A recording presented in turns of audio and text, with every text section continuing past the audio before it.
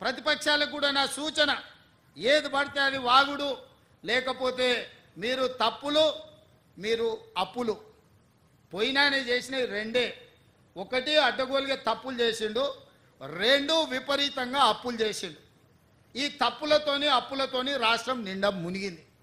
ఇవాళ మేము ఏదో దాన్ని సరిదిద్దుదామని 69,000 కోట్ల అప్పుతో తెలంగాణ రాష్ట్రానికి చేతికి అప్పచెప్తే 7 లక్షల కోట్ల రూపాయలు అప్పులు చేసిండు.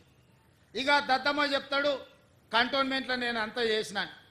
ఎవరే నేను ఎంపీ గుండా 5 ఏళ్ళు కొట్లాడి నేను ముఖ్యమంత్రి అయినాక కంటోన్మెంట్ ప్రజల్ని మున్సిపాలిటీలో కలపాలని ఆర్డర్ పట్టుకొచ్చింది నేను. మీ తాత తెచ్చిండా?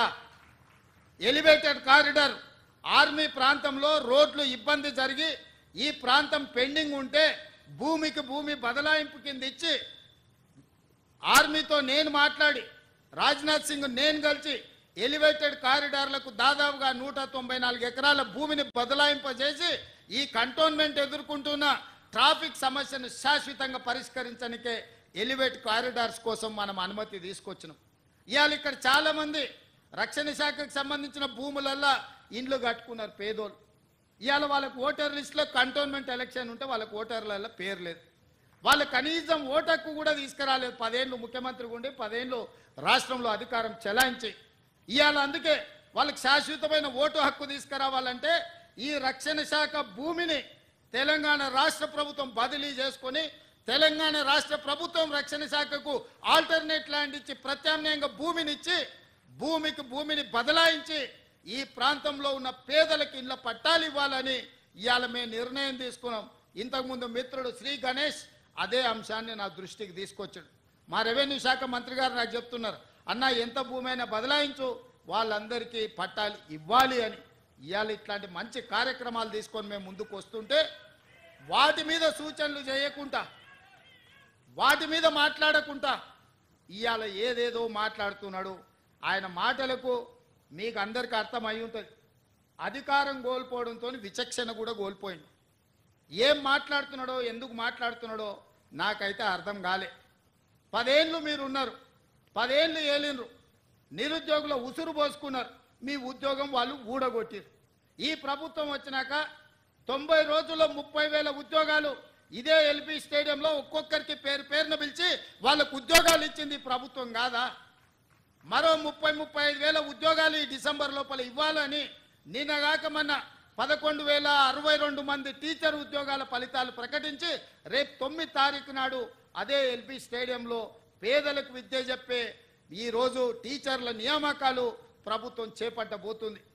అదేవిధంగా వైద్య రంగంలో వేలాది మంది పోస్టుల పారామెడికల్ సిబ్బందిని మన ప్రభుత్వం వచ్చినాక నియమించింది. ఇవాళ ఒక్కొక్క సమస్యను పరిష్కరించుకుంటూ హైదరాబాద్లో ట్రాఫిక్ సమస్యను పరిష్కరించుకుంటూ హైదరాబాద్కు వచ్చిన వరదల్ని పరిష్కరించుకుంటూ హైదరాబాద్ కూరుకుపోతున్న బురదలో నుంచి నగరాన్ని కాపాడాలని ఒక మంచి ఆలోచనతోని ముందుకు వస్తే దాని మీద కూడా బురద జల్లుకుంటూ తిరుగుతున్నారు బామర్దులు. నేను అంటున్న కిరాయి మనుషులతో మీరు చేసే హడావిడి తెలంగాణ సమాజం నిశ్చితంగా గమనిస్తుంది. ఇవాళ పేదలకు అన్యాయమైందని ఏడుస్తున్నారు కదా. ఈ తెలంగాణ రాష్ట్రాన్ని దోసుకున్న నిధులు మీ పార్టీ ఖాతాలో 1,500 కోట్లు ఉన్నాయి. ఒక 500 కోట్లు తీసి ఆ మూసీలో మునిగిపోయిన వాళ్ళకి పంచిపెట్టండి. మీకు అధికారంలోకి రాకంటే ముందు తొడుక్కోవడానికి చెప్పులు కూడా లేవు కదా. ఈరోజు 1,500 కోట్ల రూపాయలు మీ పార్టీ ఖాతాలో ఉన్నాయి. అది ఎవరి సొమ్ము? తెలంగాణ ప్రజల సొమ్ము కాదా? ఇవాళ తెలంగాణ ప్రజలు మూసీలో ఉన్న పేదలు బాధలు ఎదుర్కొంటున్నారని మీరు మాట్లాడుతున్నారు కదా. ఒక 500 కోట్ల రూపాయలు మీ పార్టీ ఖాతాలో నుంచి తీసి వాళ్ళకి పంచి పెట్టండి. వాళ్ళకి ప్రత్యామ్నాయం ఏం చేయాలో చెప్పండి. ఈరోజు ఈ ప్రభుత్వం సిద్ధంగా ఉంది వినడానికి. హైడ్రా గురించి అసెంబ్లీలో చర్చ పెట్టినప్పుడు ఈ సన్నాసులు పారిపోయినరు, మాట్లాడలేదు. హైడ్రా మీద అసెంబ్లీలో చర్చ జరగలేదా? ఆ రోజు మీరు సూచన చేసి ఉంటే ఈరోజు మీరు అడ్డగోలుగా మాట్లాడాల్సిన అవకాశమే లేకపోతుండే కదా. ఈరోజు పేదలకు ఏం చేద్దామో చెప్పండి.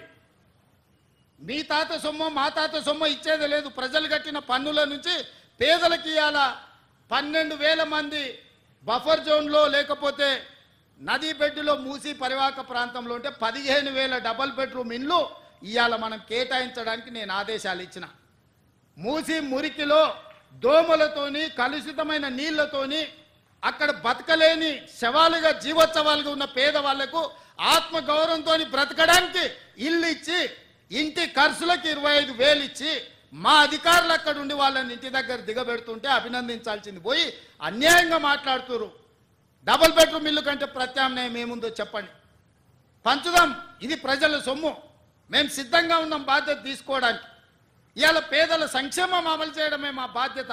చేతనైతే రాండి, అఖిలపక్ష సమావేశాన్ని పిలుస్తాం, మీరు రాండి, ఏం చేయాలనో చెప్పండి. ఏది చేసినా వద్దనడం, మీ చేతగాని తనాన్ని కప్పిపుచ్చుకోవడానికి మమ్మల్ని ఏ ప్రయత్నం చేయొద్దనడం ఇది సమంజసమని నేను అడుగుతున్నా. 10 నెలలు కూడా కాలే మేము అధికారంలోకి వచ్చి, 10 ఏళ్ళు ఈ రాష్ట్రాన్ని దోసుకతిన్న మీరు ఇవాళ ఆగర్భ శ్రీమంతులు ఎట్లయినరు? మీరు మాత్రం ఫామ్ హౌజుల్లో ఉండాలి. మీ ఫామ్ హౌజులను కాపాడుకోవడానికే కదా ఇవాళ వీళ్ళను ముసుగు దొడుకొని రక్షణ కవచంగా పెట్టుకొని పేదోళ్ళను పెట్టి కూలగొట్టొద్దు అంటారు. ఇవాళ ఇన్ని మాట్లాడుతున్న కేటీఆర్, జన్వాడలో నీకున్న ఫామ్ హౌస్ అక్రమ నిర్మాణం కాదా? అది కూలగొట్టాలనా వద్దా నువ్వు చెప్పు. హరీష్ రావు అజీజ్ నగర్లో నీకున్న ఫామ్ హౌస్ అక్రమమా కాదా? దాన్ని కూలగొట్టాలనా వద్దా చెప్పు. సబితమ్మ, నీ 3 కొడుకుల పేర్ల మీద 3 ఫామ్ హౌజులు కట్టినావు కదా. నువ్వు సబితమ్మ లేక పేద అరుపులు అరవకమ్మా, నీకున్న ఫామ్ హౌజులు కూడా లెక్కలు ఉన్నాయి. కూలగొట్టాలనా లేదా సబితమ్మ, నువ్వు సలహా చెప్పు. మీకు వెనకంగా ఉన్న కేవీపీ రామచంద్రరావులై కూలగొట్టాలనా వద్దా చెప్పు. ఇవాళ అక్రమంగా ఫామ్ హౌజులు నిర్మించుకొని మీ ఫామ్ హౌజుల మీద ఎక్కడైతే తొలగింపు ఏటు పడుతుందో మీ ఫామ్ హౌజులు కూలుతాయని చెప్పి ఇవాళ పేదలను రక్షణ కవచంగా పెట్టుకొని ఇవాళ మీరు నాటకాలు ఆడుతున్నారు. నల్ల చెరువులో ప్లాట్లు వేసి అక్రమంగా అమ్మినోడు మీ పార్టీోడు కాదా? మూసి నది ఒడ్డున ప్లాట్లు వేసి పేదలకు 10 లక్షలకు 100 గజాలు అమ్మింది మీ సన్నాసులు టీఆర్ఎస్ నాయకులు కాదా? ఇవాళ 100 గజాలు 10 లక్షలకు నల్ల చెరువులో, సున్నం చెరువులో ఇవాళ మూసి నది ఒడ్డున మీరు ప్లాట్లు చేసి అమ్మి ఇవాళ ప్రభుత్వ భూమి అని తేలంగానే వాళ్ళు ఎక్కడ మిమ్మల్ని చొక్కా పట్టుకొని మా పైసలు మాకు వాపసు చేయమని అడుగుతారో అని చెప్పి ముందే పార్టీ కార్యకర్తల్ని ఉసిగొల్పి ఈరోజు ఈ ధర్నాలకు దీక్షలకు తిరుగుతున్నారు. ఇవాళ మూసీలో వచ్చిన వరదలు తెలంగాణ రాష్ట్రాన్ని, హైదరాబాద్ నగరాన్ని ముంచేస్తలేవా? మరి వాటికి పరిష్కారం ఎట్లా? నాకు తెలియదా? ఇవాళ కొంతమంది పేదలు ఇండ్లు తీస్తే వాళ్ళకి దుఃఖం ఉంటుంది, వాళ్ళకి బాధ ఉంటుంది, వాళ్ళు కొంత ఆవేశంగా మాట్లాడతారని నాకు తెలియదా? రాజకీయంగా లాభమో నష్టమో ఉంటుందో నేను అంచనా వేయలేనా? 20 ఏళ్ళు ప్రజాక్షేత్రంలో ఉన్నోని, ప్రజలలో తిరిగినోని, పేద ప్రజల కష్టమేందో తెలియకుండానే తెలంగాణ రాష్ట్రానికి ముఖ్యమంత్రి అయినా. కానీ నగరాన్ని కాపాడుకునే బాధ్యత మన మీద లేదా? మీరు ఆలోచన చేయండి. ఇవాళ హైదరాబాద్ నగరానికి తాగునీరుని అందించిన ఉస్మాన్ సాగర్, హిమాయత్ సాగర్లో బల్చినోళ్ళు, బల్చి కొట్టుకుంటున్నోళ్ళు ఫామ్ హౌజులు కట్టుకొని వాళ్ళ డ్రైనేజ్ తీసుకెళ్లి ఆ గండిపేటలో, హిమాయత్ సాగర్, ఉస్మాన్ సాగర్లో కలిపితే వాళ్ళ డ్రైనేజ్ నీళ్లు హైదరాబాద్ నగరం తాగాలనంట. ఈ నా కొడుకులు చెప్తున్న భాష గది. ఇవాళ ఆ ఫామ్ హౌస్ చుట్టూతో కట్టుకున్న ఇల్లు ఎవరివి? కేటీఆర్కు లేదా? హరీష్కు లేదా? కేవీపీ రామచంద్రరావుకు లేవా? చుట్టూతా మీరు కట్టుకున్న ఇండ్ల డ్రైనేజ్ హైదరాబాదు ప్రజలు తాగునీళ్ళ కలిపి మా ఇల్లు కూలగొట్టొద్దు కాబట్టి ముసుగు దొడకడానికి మూసీ కావాల్సి వచ్చిందా మీకు? మూసీని అడ్డం పెట్టుకొని ఎంతకాలం బతుకుతారా మీరు? ఎంతకాలం తప్పించుకుంటారు? వారం రోజులు, 10 రోజులు, 15 రోజులు, నెల రోజులు అయినా వదల మీ భర్తం మీరు అనుకుంటూనే ఒక్కనొక్కని చింతపండు చేస్తా. మూసి పేదలకు ఏం చేద్దామో చెప్పండి. ప్రతి పేదవాడికి మంచి కాలనీలు చేసి ఇల్లు కట్టిద్దాం చెప్పండి. ప్రభుత్వం దగ్గర భూములు లేవా? ప్రభుత్వం ఏమైనా గొడ్డుపోయిందా? జవహర్ నగర్లో 1000 ఎకరాలు ఉంది ప్రభుత్వాన్ని. మూసీలున్న పేదవాళ్ళందరికీ తలా 150 గజాలు చేసి ఇచ్చి ఇందిరమ్మ ఇల్లు కట్టిద్దాం. రాండి సన్నాసులారా, ముందుకు రాండి, పేదోళ్ళు కట్టిద్దాం. ఎవరైతే నమ్మి మోసపోయి కట్టుకున్నారో వాళ్ళ ఇల్లు కట్టడానికి ఎంతైందో నష్టపరిహారం ఇద్దాం, ప్రభుత్వం ఖజానా నుంచి పంచుదాం. రాండి, అందరం కూర్చొని పంచుదాం ఒకటే వేదిక మీద. ఇవాళ ఈ ప్రాంతంలో ఎంపీ ఆయన మాట్లాడుతుండు. ఇక ఆయన గురించి నేను ఎక్కువ మాట్లాడదలుచుకోలే, కానీ ఆయనకు బాధ్యత లేదా? ఎంపీకి గెలిచినావు కదా, మోడీ దగ్గర నుంచి ఏం తెస్తావు తీసుకురా. గుజరాత్లో అహ్మదాబాద్లో సబర్మతి రివర్ ఫ్రంట్ నరేంద్ర మోడీ కట్టుకోవచ్చు అంట, కానీ నరేంద్ర మోడీకి ఊడిగం చేస్తాడంటే కానీ మూసీ రివర్ ఫ్రంట్ మాత్రం తెలంగాణలో కట్టొద్దంట. ఏం న్యాయమా ఇది? ఇక్కడ ఉన్న ప్రజలే కాదు, నువ్వు కూడా బతకనికి వచ్చినోనివే. నువ్వు బతకనికి వచ్చినావు, ఓట్లు వేయించుకున్నావు, ఎంపీ అయినావు. కానీ వాళ్ళు మాత్రం మూసీలు అదే మురికి కూపంలో ఉండాలనా? వాళ్ళందరినీ చక్కదిద్దాల్సిన బాధ్యత నీకు లేదా? రా ఈటల రాజేందర్ ఇద్దరం కలిసి మోడీ దగ్గరికి పోదాం.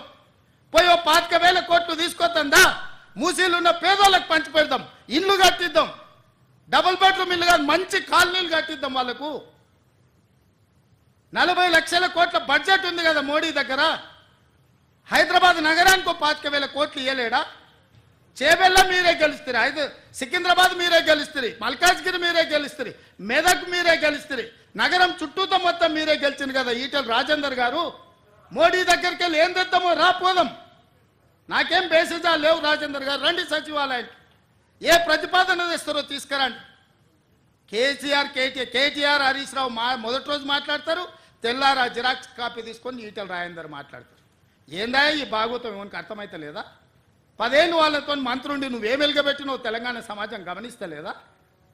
గౌరవం పెట్టుకోండి రాజేందర్ గారు. మీరు మిమ్మల్ని గౌరవించాలనే మేము అనుకుంటున్నాం, కానీ మీరు ఆ గౌరవం నిలబెట్టుకునే పరిస్థితి లేదు. మీరు పార్టీ మారినరు, వేరే పార్టీ ఎంపీ అయినరు, కానీ పాత వాసన మాత్రం మీకు పోతలేదు. ఆ గత్తర వాసన అట్లనే మీతో కొడుతుంది, గత్తు వాసన. నేను ఇవాళ సూటిగా వారికి సూచన చేస్తున్న ఈటల రాజేందర్ గారికి, మూసీ పరివాహక ప్రాంతంలో ఉన్న పేదలకు ఇళ్ల పట్టాలతో పాటు ప్రధానమంత్రి ఆవాస్ యోజనలో ఇల్లు కట్టిద్దాం.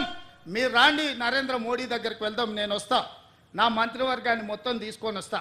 మాకేం బేసిజాలు లేవు నరేంద్ర మోడీ గారిని కలవడానికి. వారు ఈ దేశానికి ప్రధానమంత్రి. మనం లక్షల కోట్ల రూపాయలు కేంద్రానికి పన్నులు కట్టినాం, 25,000 కోట్లు ఆయన దగ్గర తీసుకొద్దాం, మీరు రండి. అదేవిధంగా హరీష్ కేటీఆర్ కూడా నేను చెప్తున్నా, మీరు ప్రతిపక్షం అంటున్నారు కదా, రండి సచివాలయం 4 రోజులు కానీ లేవకుండా కూర్చుందాం, చర్చ చేద్దాం. చెరువులు ఆక్రమించుకున్నోడు ఎవడు? చెరువులు ఆక్రమించుకున్నోళ్ళు ఎవరు?